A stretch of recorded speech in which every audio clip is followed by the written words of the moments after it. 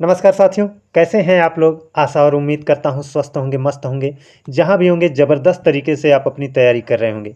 दोस्तों, आज हम आप लोगों को संकर शब्द पढ़ाएंगे। साथ ही साथ आप लोगों को यहाँ पर देखिए रूढ़ शब्द, योग रूढ़ शब्द, यौगिक शब्द, इन तीनों को भी पढ़ाएंगे। रूढ़, यौगिक और योग रूढ़, इन तीनों को पढ़ाएंगे। साथ ही साथ आप लोगों को यहाँ पर संकर शब्द भी हम पढ़ाएंगे। तो चलिए पहले संकर शब्द को देख लेते हैं, अच्छे से इसको समझ लेते हैं। उसके बाद रचना के आधार पर जो शब्द के 3 भेद होते हैं उसको भी देखेंगे। यहाँ पर इसमें कहा गया है संकर शब्द। पहले देखिए दोस्तों, इस संकर शब्द होता क्या है। संकर शब्द उसे कहते हैं जब दो भाषा के शब्द आपस में मिल जाते हैं तो उनको हम कहते हैं संकर शब्द। जैसे हिंदी भाषा का शब्द और अंग्रेजी, या यहाँ पर अंग्रेजी हो जाएगा, अंग्रेजी कर देते हैं। हिंदी और अंग्रेजी भाषा के शब्दों को मिला देंगे तो क्या बन जाएगा? वो संकर शब्द बन जाएगा। ऐसे ही फारसी शब्द और हिंदी शब्दों को मिला देंगे तो वो भी आपका कहलाएगा संकर शब्द। तो आप समझ गए होंगे कि संकर शब्द क्या होते हैं। जब दो भाषाओं के शब्द मिल करके, है ना, एक शब्द के रूप में प्रयोग होते हैं तो ऐसे शब्दों को हम कहते हैं संकर शब्द। परिभाषा में यहाँ पर वही चीज़ दिया गया है। देखिए दोस्तों, यहाँ परिभाषा में वही चीज़ दिया गया है। संकर शब्द कहे या मिश्रित कहिए, मिश्रित इसीलिए कहेंगे क्योंकि दो भाषाओं का मिश्रण है, इसीलिए इसको मिश्रित शब्द भी कहते हैं। हिंदी में ऐसे भी शब्द हैं जो दो भाषाओं के शब्दों के मेल से बन गए हैं, उन्हें संकर शब्द कहते हैं। जैसे यहाँ पर रेलगाड़ी कहा गया है। रेल अंग्रेजी का शब्द है और गाड़ी हिंदी भाषा का शब्द है। डबल रोटी कह दिया गया। डबल अंग्रेजी का है, रोटी हिंदी का है। टिकट अंग्रेजी का है, घर हिंदी का है, टिकट घर बन गया, है ना। तो टिकट घर एक, जो टिकट घर एक शब्द है, ये दो भाषाओं के शब्द से मिलकर बना है।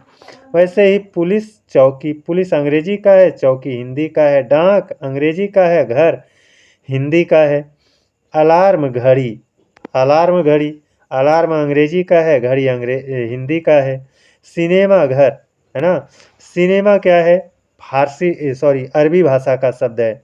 सिनेमा क्या है? अरबी भाषा का शब्द है। और घर तो आप जानते ही हो, हिंदी भाषा का शब्द है ना। ऐसे ही अजायब घर, है ना। तो इधर जो मिलेंगे आपको, देखो यहाँ लिखा गया है अरबी हिंदी, है ना। तो सिनेमा अरबी का है, घर हिंदी का है। अजायब हिंदी अरबी का है, घर हिंदी का है। किताब अरबी का है, घर आपका हिंदी का है। माल आपका अरबी का है, गाड़ी आपका हिंदी का है। अखबार अरबी का है, वाला क्या है? हिंदी का है। तो यहाँ भी दो भाषाओं के ही शब्द मिले हैं, मिश्रित शब्द कहो या संकर शब्द कहो, है ना।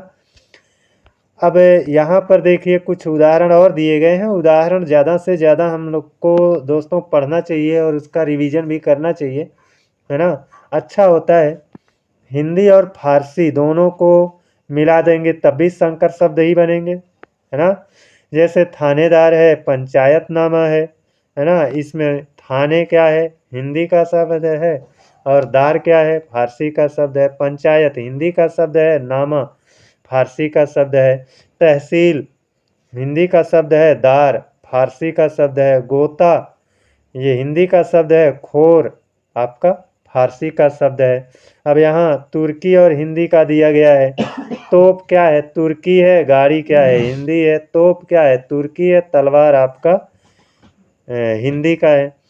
तो अब आप पूरी तरह से समझ गए होंगे कि संकर शब्द क्या होता है। दो भाषाओं के शब्दों को मिला करके जब हम एक शब्द के रूप में प्रयोग करते हैं तो ऐसे शब्द को कहते हैं संकर शब्द या उसी को मिश्रित शब्द। अब देखिए दोस्तों, रचना या बनावट के आधार पर शब्द के भेद कितने होते हैं।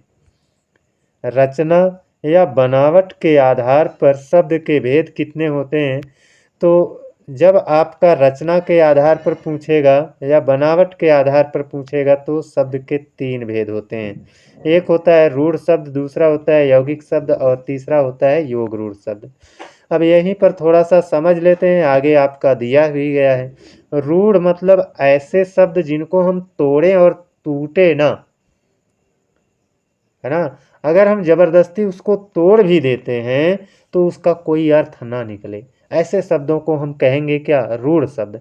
जैसे हमने यहाँ पर कह दिया पेट, है ना, हमने कह दिया क्या पेट। अब बताओ पेट को तोड़ेंगे तो टूटेगा, नहीं टूटेगा। अगर जबरदस्ती हम इसको तोड़ देते हैं, पे धन ट कर देते हैं, तो न पे का कोई अर्थ है न तो टा का कोई अर्थ है। तो पेट ऐसा शब्द है जो टूट नहीं सकता, है ना। वैसे ही अभी घर कह दिया जाए, घर भी तो आपका ऐसा शब्द है जो टूटेगा नहीं। जब टूटेगा नहीं तो वो रूढ़ है। और यौगिक शब्द क्या होते हैं, यौगिक शब्द दो शब्दों से मिल करके बने होते हैं, है ना दोस्तों। ये दो शब्दों से मिल करके बने होते हैं। जैसे आप, जैसे यौगिक शब्द का जैसे उदाहरण कह दिया जाए, ऐसे परिधन श्रम, है ना, परिश्रम कह दिया जाए, या फिर ऐसे कह दिया जाए विद्यार्थी, विद्यार्थी, है ना। विद्या और अर्थी दो शब्दों से मिलकर बना है ना। परिश्रम, परिधन श्रम से मिलकर बना है ना। तो कहने का मतलब ये हुआ यौगिक शब्द दो शब्दों के मेल से बने। संकर शब्द में भी दो शब्दों का मेल है, लेकिन दोनों शब्द अलग अलग भाषाओं के थे। इसमें अलग अलग भाषा नहीं रहेगी, यहाँ पर दोनों शब्द एक ही भाषा के, हिंदी भाषा के रहेंगे, है ना। और योग रूढ़ क्या होता है, योग रूढ़ को हमेशा जानते रहो कि ऐसे शब्द जो तीसरा अर्थ देते हो, उन शब्दों को हम कहेंगे ये योग रूढ़ है ना। योग रूढ़ है, ये अर्थात इसमें बहुब्रीहि समास मिलता है, बहुब्रीहि समास मिलता है। तो चलिए आगे देखते हैं, है ना। यहाँ पर रूढ़ शब्द इसमें दिया गया है, क्या दिया गया है, जिन शब्दों के खंड सार्थक ना हो उन्हें रूढ़ शब्द कहते हैं। मतलब उनको तोड़ा ना जा सके, अगर तोड़ भी देते हैं तो उनका कोई अर्थ ना निकले। जैसे यहाँ पर दिया गया है नाक, क्या दिया गया है, नाक। ना और काकों में तोड़ा कोई अर्थ मिलेगा नहीं। कान, कान तोड़ेंगे नहीं टूटेगा, अगर तोड़ रहे हैं का धन ना में तो कोई अर्थ नहीं निकल रहा है। पेट है, पानी है, कमल है, पीला है, झट है, ये सभी क्या है आपके रूढ़ शब्द हैं। अब आगे यौगिक शब्द। यौगिक शब्द वे शब्द होते हैं जिनको तोड़ेंगे तो टूट जाएगा, उनका संधि विच्छेद। अच्छा एक चीज ये भी ध्यान में रखिएगा, जिन शब्दों का संधि विच्छेद होता है ना दोस्तों, वो आपके यौगिक शब्द में आपके आ जाएंगे, है ना। जैसे यहाँ पर क्या है, परोपकार है, पर धन उपकार, पर का भी अर्थ है, उपकार का भी अर्थ है ना। तो परोपकार को तोड़ रहे हैं, दो शब्दों में टूट जा रहा है, तो ये कैसा शब्द है, यौगिक शब्द है।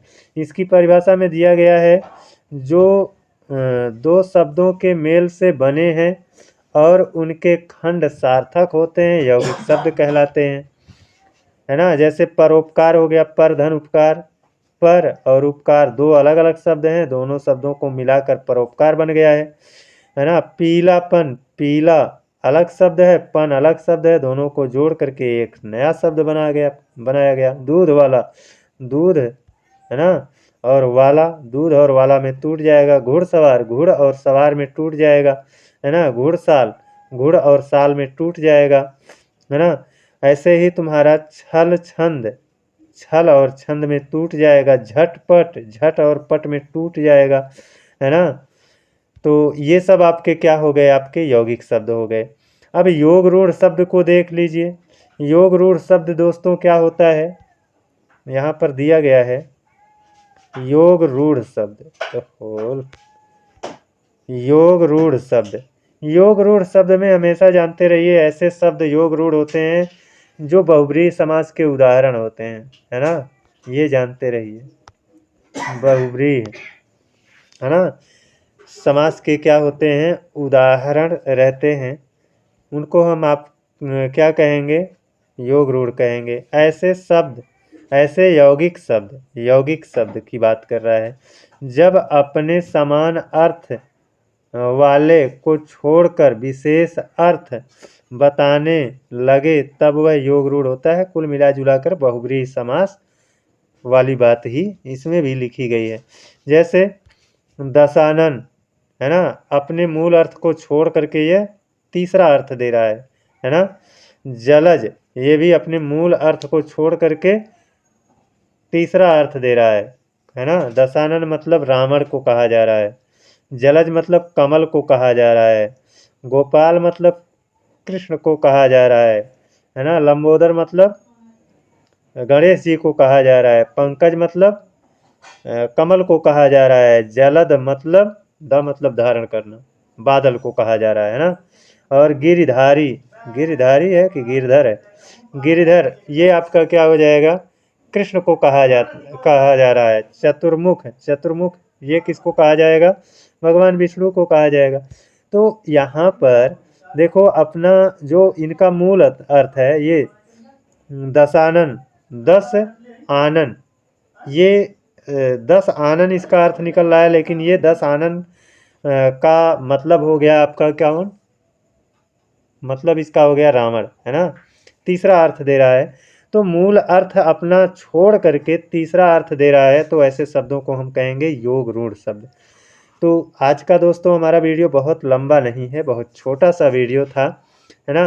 अब इसके आगे हमको समास पढ़ाना है, तो आज तो ये हमारा टॉपिक ख़त्म होता है और कल इसका हम प्रैक्टिस कराएंगे और उसके बाद समास शुरू करेंगे और समास को अच्छे से पढ़ेंगे, उसका प्रैक्टिस भी करेंगे है ना। तो आज के लिए दोस्तों बस इतना ही। जय हिंद, वंदे मातरम।